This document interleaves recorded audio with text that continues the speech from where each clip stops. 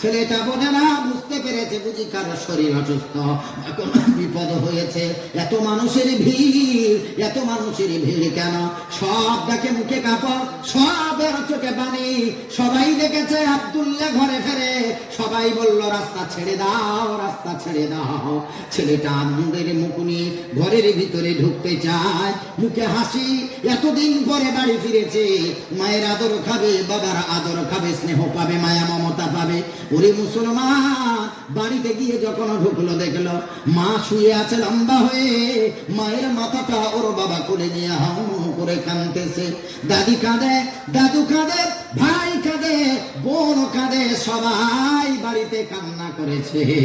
ছেলেটাকে ওর বাপ দেখে তাড়াতাড়ি বিবির মাথা নিচেতে রেখে দিয়ে ছেলেটাকে জড়িয়ে ধরে হাউ মাউ করে কান্না করে দিয়েছে। আয় বাবা আয়, আয় বাবা আয়, আজকের পর থেকে তোরে আর কেউ খোকা বলে আব্বু বলে ডাকবে না। মাদ্রাসা থেকে আসবি, কেউ তোর জন্য পথের দিকে তাকিয়ে থাকবে না। আজ থেকে ভালো রান্না করে কেউ তোরে আদর করে খাওয়াবে না রে বাবা।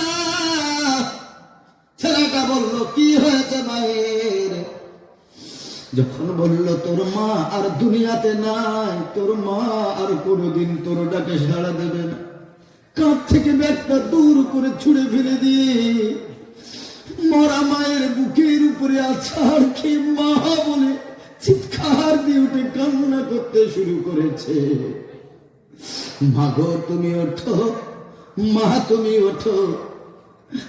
আমি মাদ্রাসা থেকে বাড়ি আসি, রাস্তার দিকে তুমি তাকিয়ে থাকতে, গাড়ির দিকে তাকিয়ে থাকতে, আমি গাড়ি থেকে নামার সাথে সাথে তুমি দৌড় দিয়ে আসতো। মা আজকে কেন তুমি রাস্তার দিকে তাকিয়েছিলে না? আজকে কেন ভালো রান্না করলে না? খেয়ে আমার আদর করে চুমা দেবে গো মা। ওঠো মা ওঠো, আমার একটু আদর দাও। আজ 2 মাস পরে তোমার সন্তান তোমার কোলে ফিরে এসেছে, মা একটু ওঠো মা। দাদি বোঝায়, দাদু বোঝায়, নাতি আয়, সবারই একদিন দুনিয়া ছেড়ে চলে যেতে হবে রে। মায়ের কাছে এমন করে কান্না করিস না, তোর মায়ের আত্মা কষ্ট পাবে। আয় বাবা আয়, মায়ের গোসলের ব্যবস্থা করতে হবে। তোর মা তোরে কষ্ট করে হাফিজ করেছিলি, মাদ্রাসা দিয়ে তোকে আলেম বানিয়েছে। তোর মা মারা গেছে, গোসল হবে, জানাজা হবে, আয় বাইরে চলে আয়।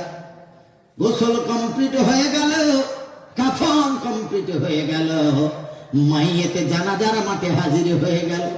ইমাম খুতবা দিলেন, ইমাম বক্তব্য দিয়ে বললেন আজ আমি জানাজা পড়াবো না, আজ এই মাইয়েতের কলিজা টুকরা সন্তান হাফেজে কোরআন আলেমে দ্বীন জানাজার ইমামতি করবে। ছেলেটারে জানাজার ইমামের জায়গায় রাখা হলো।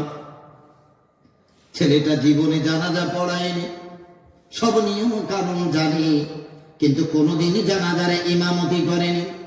হুজুর কি ইমামতির জায়গা দিয়ে দিয়েছে আর বলেছে বাবারে আয়, আজ আমি তোর মসজিদের ইমাম।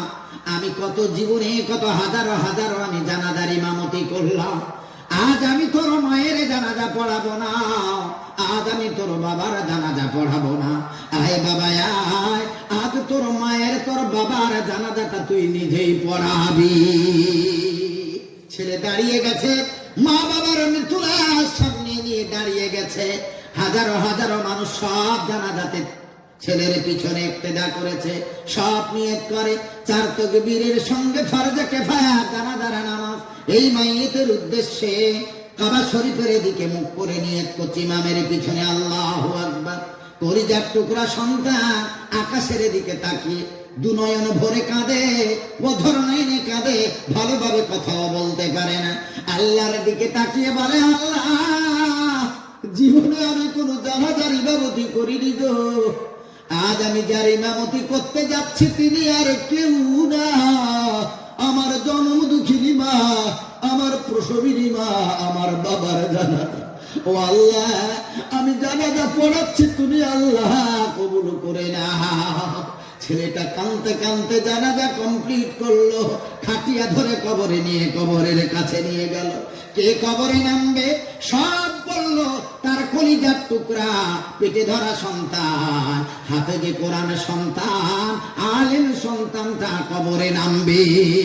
ছেলেটা কবরে নেমেছে, দুটো হাত উপরের দিকে তুলে বল, দাও দাও আমার মায়ের লাশ, আমার বাবার লাশটা আমার হাতে দাও, আমার কোলে দাও।